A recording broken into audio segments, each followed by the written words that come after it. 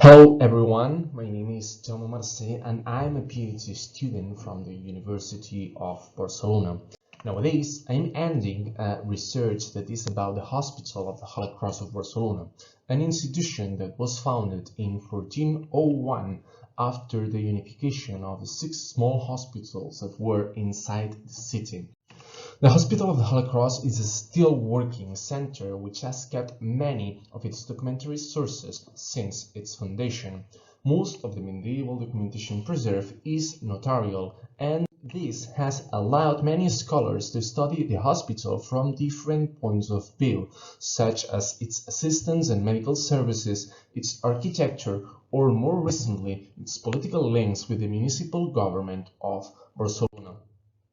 Even the hospital is recognized as a significant institution, there is an historical gap concerning its economic impact that has not been analyzed yet. Just 3 studies have given some insights about this topic, so I guess it is here where my research starts.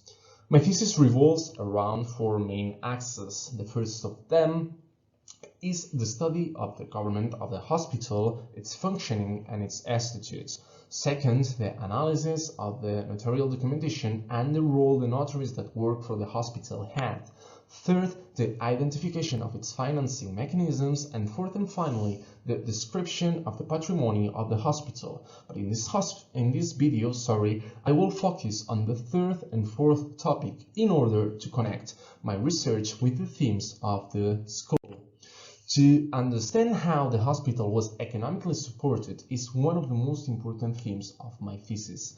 As for other charity institutions, we can summarize its incomes into 6 different ways of financing. Testaments and donations were at the basis of the finances of the hospital. However, they were such irregular incomes that were quite difficult to control.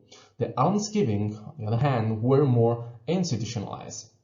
Although at the beginning of the 15th century the collection of alms was directly managed by the hospital, from 1420 onwards the right of collecting alms in the name of the hospital was annually rent to different people. For a certain amount of money, they were allowed to receive as many alms as they could in one of the different bishoprics of Catalonia.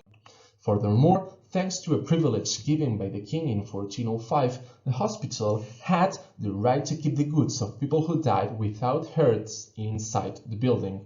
Thanks to that, the administrators of the hospital were allowed to sell those objects in the second-hand market regularly. In addition, many subsidies and merits were given by different institutions such as the papacy or the monarchy. The most important one was the subsidy given by the Council of Barcelona in 1407, an annual loan of 3,000 florins that lasts till 1482. This subsidy was conditioned to the acquisition of debt from the city, so the more debt the hospital acquired, the less florins it would receive every year. Certainly, what made different the hospital from the previous hospitals was its tight relation with the public debt. During the 15th century, the hospital perceived a lot of enmities due to the accumulation of public debt from the City Council of Barcelona. It is significant that at the dawn of the Civil War of Catalonia, the hospital was one of the most important creditors of Barcelona. Finally, its incomes generated by the patrimony of the hospital were also relevant for the institution. According to the foundation of the hospital, the rents received from its assets were supposed to be one of its most important economic supports. Thus, the study of the origin of the patrimony of the hospital takes a central role in my research. The immovable assets the hospital had belonged to the 6 small hospitals that were unified. Their properties became the dotation of the hospital in 1401, and this transmission was fundamental to cover part of the first expenses the institution had, which were charity services and, more importantly, the construction of the hospital itself. Between 1402 and 1407, many sales contracts were justified by the administrators of the hospital in order to solve the debt generated by building the hospital. Unfortunately, we do not have account books to recover all the incomes and expenses during this period.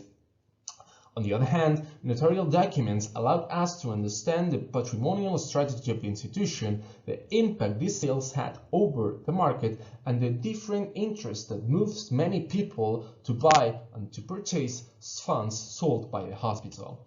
I'm looking forward to discussing these topics in Bologna.